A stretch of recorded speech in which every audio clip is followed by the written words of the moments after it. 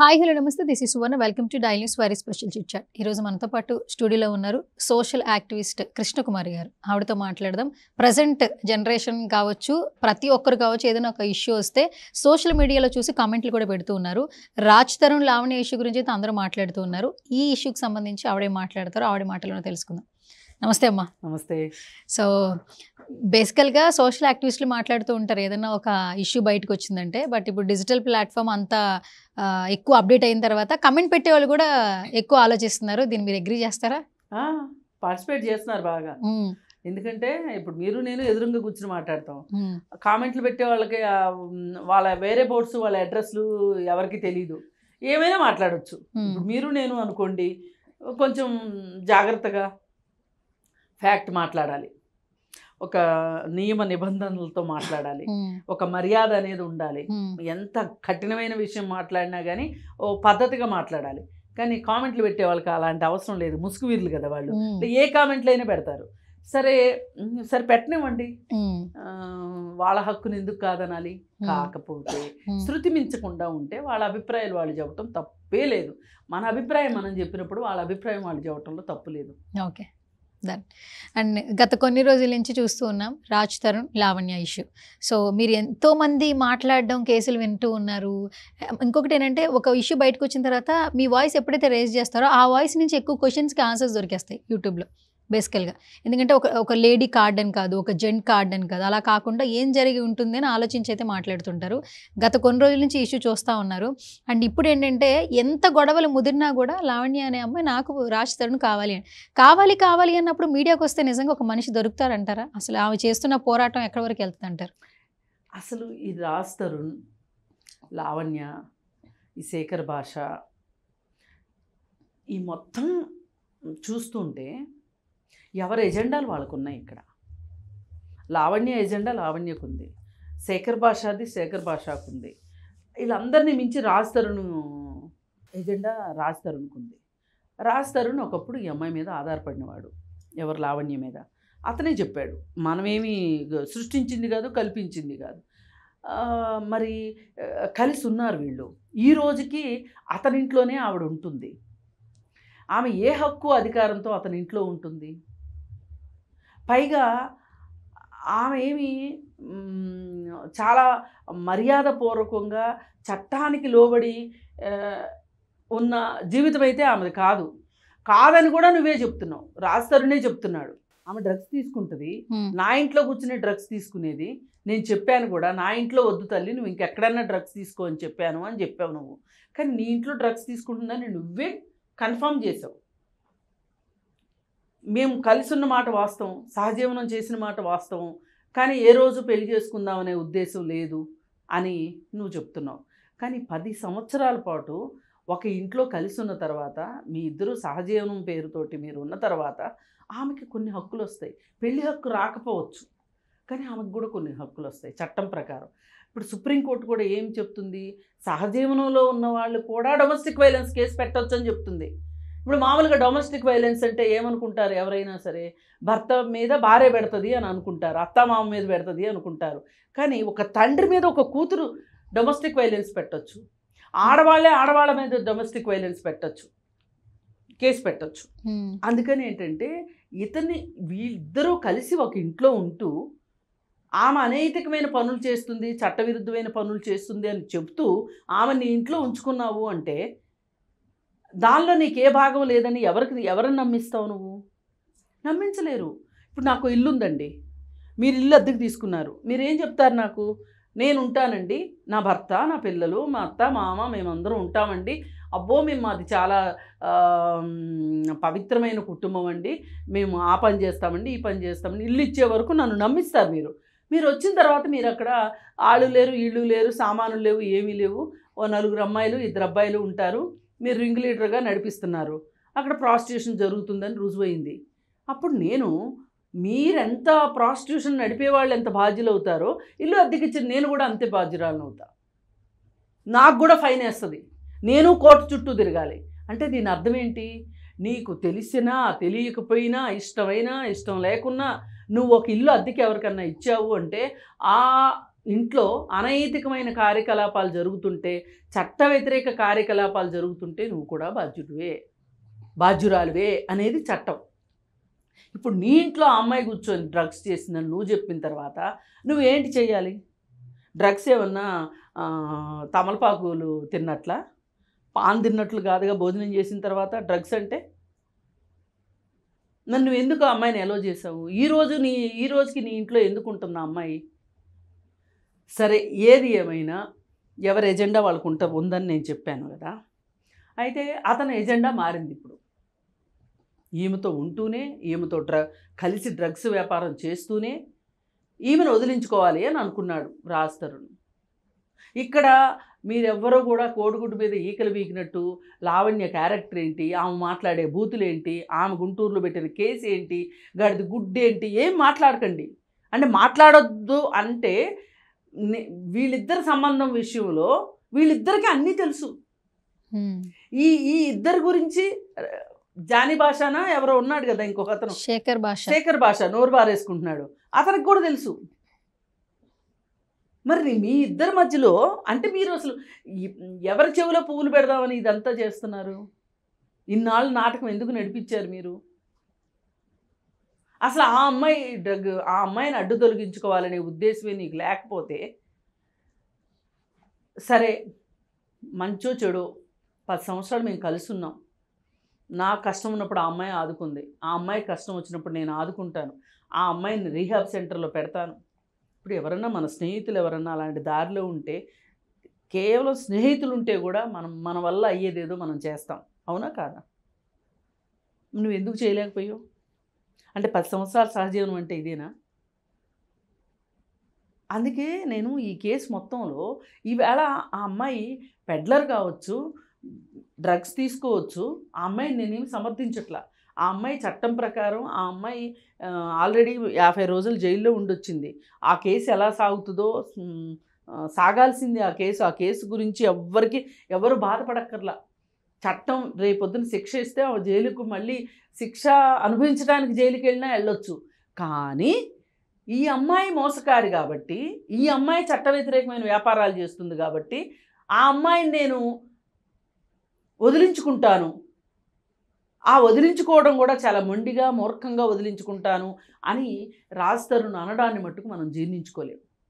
సరే, వీళ్ళిద్దరు ఇట్లా కొట్టుకు చేస్తున్నారు. అయితే ఈమె మధ్యలో ఇంకొక క్యారెక్టర్ వచ్చేసింది, మాల్వి అనే క్యారెక్టర్, మాల్వి మల్హోత్రా. కొత్త సినిమాలో కొత్త హీరోయిన్. మరి ఇప్పుడు ఈమె 10 ఏళ్ల నుంచి ఈమెతో సహజీవనం చేసి మొహం మర్చిపోయింది రాజ్ తరుణ్కి. ఇప్పుడు మాల్వి మల్హోత్రా కావాల్సి వచ్చింది. సరే, మాల్వి మల్హోత్రాతో ఉండదలుచుకున్నావు కాబట్టి ఈమెను వదిలించుకోదలుచుకున్నావు. ఈమె నా జీవితంలో లేదు అనే మాటని మాల్వి మల్హోత్రా ముందు నిరూపించుకోవాల్సిన పరిస్థితిలోకి రాజ్ తరుణ్ పడ్డాడు.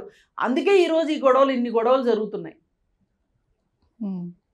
పైగా మాల్వి మల్హోత్రా వాళ్ళ తమ్ముడు ఈ అమ్మాయిని బెదిరించాల్సిన అవసరం ఏంటి? అదేదో రాజ్ తరుణ్ వ్యవహారం, రాజ్ తరుణ్ ఆవిడ చూసుకుంటారు కదా. వీళ్ళిద్దరు ఎందుకు మాట్లాడినట్లు?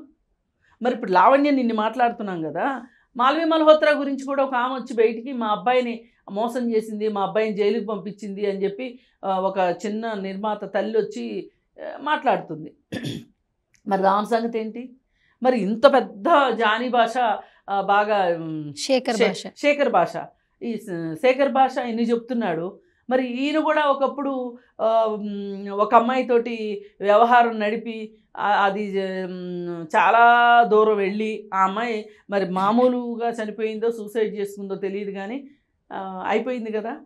అప్పుడు నువ్వు ఛానల్స్ ముందుకు వచ్చేసేసి చాలా ఏడుపులు పెడబొబ్బులు చేసి ఆమె ఏ విధంగా కష్టాలు పెట్టింది, ఆమె ఎంత హెరాస్మెంట్ చేసింది అదంతా నువ్వు చెప్పుకున్నావు కదా. మరి నువ్వు చెప్పింది గ్యారంటీ ఏంటి? అంటే ఇప్పుడు ఆమె చనిపోయింది కాబట్టి నువ్వు చెప్పింది కరెక్టా? అంటే నువ్వెవరో చెప్పాలి అంటే నీ స్నేహితులు ఎవరో చెప్పు, నువ్వెవరో నేను చెప్తాను అన్నట్లుగా ఈ శేఖర్ భాష కావచ్చు, ఈ లావణ్య కావచ్చు, ఈ రాజ్ తరుణ్ కావచ్చు, ఇదంతా ఒక గ్యాంగ్. వీళ్ళకి కావాల్సింది ఏంటంటే సినిమాలు ఆడితే డబ్బులు వస్తాయి, సినిమాలు వేషాలు దొరుకుతాయి, ఆ డబ్బులతో జల్సా చేస్తారు. సినిమాలు లేనప్పుడు అప్పులు చేసో డ్రగ్స్ అమ్ముకునో గంజాయి అమ్ముకునో బతుకుతారు. దానికి ఇప్పుడు అదే మగవాళ్ళు డ్రగ్స్ తీసుకొని వెళ్తుంటే కొంచెం నిఘా ఎక్కువ ఉంటుంది కాబట్టి ఒక మహిళనైతే గమనించరేమోనన్న ఉద్దేశంతో లావణ్యని వీళ్ళు వాడుకున్నారు అని నేను అంటాను. కాదని నిరూపించుకోమని చెప్పండి. అమ్మాయి డ్రగ్స్ పెడ్లర్ అనే కదా అమ్మాయిని అరెస్ట్ చేసింది. ఆ డ్రగ్స్ పెడ్లర్ని నువ్వు ఇంట్లో ఉంచుకున్నావు అంటే నీకు ఏ లాభం లేకుండా నువ్వు ఎందుకు ఉంచుకుంటావు? అందుకని కాకమ్మ కథలు చెప్పటం మానేసేసి అసలు ఆమెను ఎందుకు వదిలించుకోవాలనుకుంటున్నావు అనే విషయాన్ని, అది బ్రేకప్ చెప్పుకోవడం కూడా పెద్ద కష్టం కాదు. కాకపోతే 4 రోజులు ప్రేమాయణంని బ్రేకప్ చెప్పుకోవడం ఈజీ, కానీ 10 ఏళ్ళు సహజీవనం చేయటాన్ని మట్టుకు ఎవ్వరూ, దాన్ని బ్రేకప్ చేసుకోవటానికి మట్టుకు కొన్ని పెళ్ళికి ఉన్నన్ని హక్కులు ఉండొచ్చు ఉండకపోవచ్చు, కానీ దాన్ని కూడా ఆమె ఓకే చేసి పక్కకి వెళ్ళిపోయింది అనుకోండి, నీకు లైన్ క్లియర్ చేసేసింది అనుకోండి, పర్లేదు. చెయ్యకపోతే అన్న దగ్గర ఇప్పుడు ఈ సమస్య అంతా వచ్చింది. కరెక్టే అమ్మా. ఇప్పుడు అతనితో ఉంటూనే వేరే అబ్బాయి కావాలని మాట్లాడుతున్న వాయిస్ నోట్స్ ఎలా చూడాలంటారు? అంటే నేనేమంటానంటే, అంటే ఎంత డిప్రెషన్లో ఉన్నా, ఎంత కోపంలో ఉన్నా, ఆ అబ్బాయితో ఉంటూనే నాకు మస్తాన్ సాయి కావాలి, లేదంటే సాయి నన్ను చూసుకోలేవు అని మాట్లాడే మాటల్ని ఎలా తీసుకోవాలి? నేనేం చెప్తున్నాను, అసలు ఈ గ్యాంగే ఇలాంటి గ్యాంగే. ఇప్పుడు గొంగట్లో తింటా వెంట్రుకలు ఏరుకోవడం అనవసరం. ఇప్పుడు వీళ్ళిద్దరు సహజీవనంలో ఉన్నారు, వీళ్ళిద్దరికి బ్రేకప్ అయిందేమో, బ్రేకప్లో అతను వచ్చాడేమో, అతను ఇతని కంటే మంచోడు దొరుకుతాడు అని అనుకుందేమో, అనుకుంటే అతను దొరికాడు, అతను మంచోడు అనుకుని ఉంటుంది, ఇంతకంటే ఎదవని అర్థమైందేమో, వెనక్కి వచ్చేసిందేమో, సరే నా ప్రేయసి నా దగ్గరకు వచ్చేసింది కదా అని చెప్పి రాజ్ తరుణ్ కూడా బాగా ఆదరించాడేమో. ఈవేళ వదిలించుకోట ఆ రోజు చెప్పాలి ఏమని, నువ్వు నన్ను వదిలి గుంటూరులో అతని కోసం కేసు పెట్టావు కదా, మళ్ళీ నా ఇంట్లో ఎలా ఉంటావని అడగలేడా రాజ్ తరుణ్? చిన్న బాబా చెప్పమ్మా, ఆ రోజు అడగాలి కదా. ఈరోజు ఎందుకు నువ్వు ఈ కుంటి సాకులు ఎత్తుక్కుంటున్నావు? ఆ రోజు అయిపోయినా సరే పర్వాలేదు, మళ్ళీ నా దగ్గరికి వచ్చేసింది బంగారు బాతు, నాకు చక్కగా బిజినెస్ చేసి పెడుతుంది, నాకు సినిమాలు ఉన్నా లేకపోయినా నన్ను పోషిస్తుంది అనే కదా నువ్వు ఆ రోజు. ఇప్పుడు ఇలా మాట్లాడుతుంటే ఏమంటున్నారంటే, లావణ్య లాంటి చెడ్డ అమ్మాయిని మీరు ఎట్లా సపోర్ట్ చేస్తున్నారని అడుగుతున్నారు నన్ను. నేను లావణ్య లాంటి చెడ్డ అమ్మాయిని సపోర్ట్ చేయట్లేదు, లావణ్యని పావుగా వాడుకున్న వాళ్ళు ఇంకెంత చెడ్డవాళ్ళు అని మాట్లాడుతున్నా. ఇప్పుడు చెడ్డవాళ్ళు చెడ్డవాళ్లే, నేనేమి వాళ్ళకి మంచిగా ఏషియన్ పెయింట్ వేసినంత మాత్రం వాళ్ళు మంచోళ్ళు అయిపోరు. కానీ ఆ చెడ్డవాళ్ళతో మీరెందుకు సాహచర్యం చేశారు ఇన్నాళ్ళు? అది నా ప్రశ్న. ఓకే, మాల్వి మల్హోత్రా కోసం ఈ అమ్మాయిని నువ్వు వదులుకున్నావు అంటాను నేను. లేకపోతే గుంటూరు నుంచి హోటల్లో అతనితోటి ఉంది, ఆ తర్వాత కేసు వేసిన అమ్మాయిని నువ్వు ఇంట్లో ఎలా అట్టి పెట్టుకున్నావు? ఇప్పుడు చాలామంది భార్యాభర్తలే విడిపోయి వేరే సినిమాల్లో ఉన్నవాళ్ళు అంటే నా పరువు పోద్దని అదని ఇదని, అసలు భార్యాభర్తలే విడిపోతుంటే నిదుంపదేగా. సహజంలో ఉన్న అమ్మాయి పైగా వేరే వాడి మీద కేసు పెట్టిన అమ్మాయి వెళ్ళిపోతే నిన్నెట్లా తప్పు అనుకుంటారు? ఇప్పుడు నీకు మాల్వి మల్హోత్రా ఫ్రెండ్షిప్ వచ్చిన తర్వాత ఆ అమ్మాయిని వదులుకుంటున్నావు కాబట్టి ఇప్పుడు పెద్ద విషయం అయింది. ఈ లాజిక్ అర్థం చేసుకోవాలి ఎవరైనా సరే. ఇక పోతే శేఖర్ భాష, ఈయన ప్యాకేజ్ ఏంటో మనకు తెలీదు, ఈయన ఎందుకు ఆవేశంగా ఊగిపోతున్నాడో తెలీదు. ప్రతి ఛానల్కి నేను వస్తా అని చెప్పి వెళ్ళి మాట్లాడుతున్నాడు. రాజ్ తరుణ్కి అసలు రాజ్ తరుణ్ ఎందుకు రావట్లే బయటికి? నోటీసులు ఇచ్చారు పోలీసులు, రాబాబు మాట్లాడుకుందామని. ఎందుకు రావట్లా? ఈలోపు ఈ ఛానల్స్లో చర్చలు ఎందుకు? వెళ్ళొచ్చు కదా, అతను కరెక్ట్ అయితే పోలీసుల దగ్గరికి వెళ్ళొచ్చు కదా. ఆ అమ్మాయి ఏమి లావణ్య బాగా ఇన్ఫ్లుయెన్స్డ్ పర్సన్ ఏమీ కాదు, ఆ అమ్మాయి ఏమి సినిమా హీరోయిన్ కాదు, ఆ అమ్మాయి దగ్గర బోల్డ్ ఆస్తిపాస్తులు లేవు. ఇవాళ నువ్వు 20,000 ఇస్తేనే బతికే పరిస్థితిలో ఆ అమ్మాయి ఉంది. ఇవాళ అమ్మాయి దయనీయంగా చెప్తుంది, నాకు తిండి లేదు, నా కుక్కల్ని నేను చూసుకోలేకపోతున్నా, నాకు ఆ అమ్మాయి తిండి కన్నా కూడా ఆ అమ్మాయి కుక్కల గురించి 15 కుక్కలు ఉన్నాయి ఇంట్లో, వాటికి తిండి పెట్టే విషయం గురించి అడుగుతుంది. ఈ రోజుకి ఆ అమ్మాయికి ఇల్లు ఇచ్చావు, నువ్వు ఇంట్లోంచి ఎందుకు పంపించలేకపోతున్నావు? అందుకని అసలు మరి ఇవన్నీ ఉన్నప్పుడు శేఖర్ భాష వీటి గురించి మాట్లాడుకోకుండా నేను ఎందుకు రాజ్ తరుణ్ని వెనకేసుకొచ్చి రాజ్ తరుణ్ తరఫున మైక్ పుచ్చుకొని మాట్లాడుతున్నాడు ఎందుకు? పోనీ ఇద్దరు కలిసి కూర్చొని అయినా మాట్లాడవచ్చు కదా. అందుకని వీళ్ళంతా ఒక కోవకు చెందిన మనుషులు. వీళ్ళు వీళ్ళ ఫేసులను అడ్డం పెట్టుకొని వీళ్ళు వ్యాపారాలు చేస్తున్నారు. ఆడవాళ్ళు కావచ్చు, మగవాళ్ళు కావచ్చు. మగవాళ్ళు చేసేది మగవాళ్ళు చేస్తున్నారు, ఆడవాళ్ళు చేసేది ఆడవాళ్ళు చేస్తున్నారు. ఒక సినిమా హిట్ అవ్వగానే కొమ్ములు వచ్చేసి నా అంతటి వాళ్ళు లేరు, నేను ఏమైనా చేయగలను, నేను ఏ స్థాయి నుంచి ఏ స్థాయికి వచ్చాను అనుకొని కొమ్ములు వచ్చేసేసి కళ్ళు నెత్తికెక్కేసి నేను ఏ పనులంటే ఆ పనులు చేయగలను అనే ఉద్దేశంతో ప్రొఫెషన్లో నిలదొక్కోలేక దుర్వ్యసనాలకు బానిసలైపోయి కనుమరుగైపోయిన వాళ్ళు చాలామంది ఉన్నారు. ఇవాళ మనకి ఏదో ఇక్కడ రాజ్ తరుణ్ కనిపిస్తున్నాడు, కానీ ఇట్లా రాజ్ తరుణ్ కంటే ఇంకా హిట్ అయిన వాళ్ళు కూడా తెరమరుగైపోయిన వాళ్ళు బోల్డు మంది ఉన్నారు. కాకపోతే వాళ్ళకి లావణ్య లాంటి బిజినెస్ చేసి పెట్టే అమ్మాయి లేదు కాబట్టి వాళ్ళు ఎవరికీ తెలియకోకుండా అంతర్ధానం అయిపోయారు. ఇన్నాళ్ళు పోషించింది ఆ అమ్మాయి, నిన్ను డ్రగ్స్ బిజినెస్ చేసి ఎవరికి పెట్టింది ఆ అమ్మాయి? ఇప్పటి వరకు ప్రతి ఒక్కరు ఒక వాయిస్ వినిపించారు, కానీ మీ వర్షన్ ఎవరు చెప్పలేదమ్మా. బేసికల్గా అంటే ఇలా ఆలోచిస్తుంటే ఇలా కూడా జరుగుంటుందేమో అని ఒక ఆలోచన అయితే ఖచ్చితంగా వస్తుంది మీరు మాట్లాడే. నేను లావణ్యని సపోర్ట్ చేయట్లేదు, అలా అని రాజ్ తరుణ్ని సపోర్ట్ చేయట్లేదు. వీళ్ళు జారుడు మెట్ల మీద నుంచి, పాకుడురాళ్ళ మీద నుంచి జారుకుంటూ అగాధాల్లోకి పడిపోతున్నారు. అసలు జీవితం అంటే ఏమనుకున్నారు? వచ్చేసేసి సహజీవనాలు చేయటాలు, ఏ బిజినెస్లు అంటే ఆ బిజినెస్లు చేయటాలు, గంజాయి తీసుకోవడాలు, డ్రగ్స్ అమ్మటాలు, కేసులు అవ్వడాలు, జైల్లో ఉండటాలు, ఇదా జీవితం? యువత అండ్ మిమ్మల్ని చూసి ఎవరైనా ఏమి నేర్చుకోవాలి? అసలు నన్ను చాలామంది అడుగుతున్నారు, మీరు లావణ్యని సపోర్ట్ చేస్తున్నారు, అసలు సహజీవనానికి ఎలా ఒప్పుకుని వచ్చింది అని. నేనంట లావణ్య ఒక్కటే రాలేదు కదా సహజీవనంలోకి, రాజ్ తరుణ్ వస్తేనే కదా సహజీవనంలోకి వచ్చింది. ఈ అమ్మాయిలకే ఎందుకు మీరు ఈ ఆంక్షలు పెడుతున్నారు? అమ్మాయిలే సహజీవనానికి రావడానికి తప్పని ఎందుకు అనుకుంటున్నారు? అబ్బాయిలు సహజీవనానికి రావడం కూడా కరెక్ట్ కాదు కదా. మరి రూల్ ఎవరికైనా రూలే కదా. మరి అబ్బాయిలు ఎందుకు వచ్చారు అంత సచ్చీరులు అయితే? ఇప్పుడు ఆ శేఖర్ భాష లాంటి మహానుభావులు అయితే రాజ్ తరుణ్ ఎందుకు సహజీవనం చేశాడు? ఇప్పుడు 2017 వరకు అయినా ఎందుకు చేశాడు? అసలు ఎంత అమ్మాయి డిప్రెషన్లో లేకపోతే అసలు డిప్రెషన్కి రావాల్సిన పరిస్థితులు మీ ఇద్దరు కలిసి ఉన్నప్పుడు, నువ్వు డిప్రెషన్లోకి వెళ్తే ఆమె కారణం కావచ్చు, ఆమె డిప్రెషన్లోకి వెళ్తే నువ్వు కారణం కావచ్చు. అంటే అంతా బాగున్నప్పుడు కలిసి ఉంటారా? మీరు అనుభవించేస్తారా? ఆ అమ్మాయి నోరు చేసుకోగానే, ఆ అమ్మాయి బూతులు మాట్లాడగానే, ఆ అమ్మాయి డ్రగ్స్ అమ్ముతూ పోలీసులకు దొరికితే జైలుకి వెళ్ళగానే ఇంకా అమ్మాయి అక్కర్లేదు. మీ అమ్మాయి అనుకోండి, అదే రాజ్ తరుణ్ కూతురు అనుకోండి, డ్రగ్స్కి అలవాటు పడింది అనుకోండి. పిల్లలు చాలామంది పెద్ద వాళ్ళ పిల్లలు డ్రగ్స్కి అలవాటు పడుతున్నారు. ఏం చేస్తున్నారా? తల్లిదండ్రులు వదులుకుంటున్నారా? రోడ్డును పడేసుకుంటున్నారా? తీసుకెళ్ళి రీహాబ్లో చేర్చుకుంటున్నారు సీక్రెట్గా.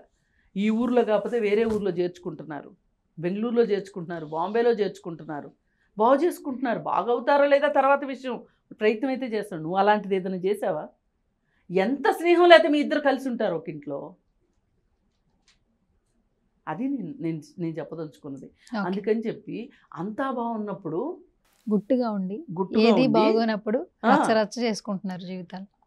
అనుబంధాల గురించి మాట్లాడుకుని ఏదైనా తేడా వచ్చినప్పుడు లెక్కలు చూసుకుంటాం. చూసారా? ఇది కరెక్ట్ కాదు. ఎవరైనా సరే ఈ సహజీవనాల్లోకి వచ్చే వాళ్ళకి ఇది ఇది ఇది చాలా లావణ్య కేసు ఒక ఉదాహరణ, ఒక కనువిప్పు, ఒక ఉదాహరణ. ఎవరైనా సహజీవనాల్లో ఉంటే బుద్ధి తెచ్చుకోండి. సహజీవనాల్లో ఉంటే ఇలాగే జరుగుతుంది. కొంతమంది ఆడవాళ్ళు మగవాళ్ళని దోపిడీ చేసేవాళ్ళు ఉన్నారు సహజీవనాల పేరుతో. నేనేమో ఆడవాళ్ళందరూ మంచివాళ్ళు అని ఆడవాళ్ళందరికీ మంచి వేరతాళ్ళు వేయాలని నేను ఇక్కడ కూర్చోలే. అవకాశం ఉన్నప్పుడు నిస్సహాయంగా ఉన్న వాళ్ళని వంచటం మనిషి లక్షణం. మనిషికి మాత్రమే వచ్చు. ఒక జంతువు ఇంకొక జంతువుని ఎక్కడా మోసం చేయదు, మనిషి మాత్రమే చేయగలుగుతాడు. అందుకే మనుషులతో జాగ్రత్తగా ఉండాలి. జాగ్రత్తగా ఉండండి, మీ జీవితాలను జాగ్రత్త పరుచుకోండి. ఇవాళ ఇంత పెద్ద సోషల్ మీడియాలో ఎంతమందికి ఉద్యోగాలు వచ్చాయి. సినిమా ఫీల్డ్లో కావచ్చు, రకరకాల 24 క్రాఫ్ట్స్లో అమ్మాయిలు లేదు, అబ్బాయిలు లేదు, ఇవాళ ప్రాంతాలు లేదు, ఎక్కడెక్కడి నుంచో వచ్చి వాళ్ళని వాళ్ళు కాపాడుకుంటూ ఉద్యోగాలు చేసుకుంటున్నారు, ప్రొఫెషన్స్లో నిలదొక్కుంటున్నారు అంటే దానికి ఎంత బాధ్యతగా ఉంటే అవుతుంది?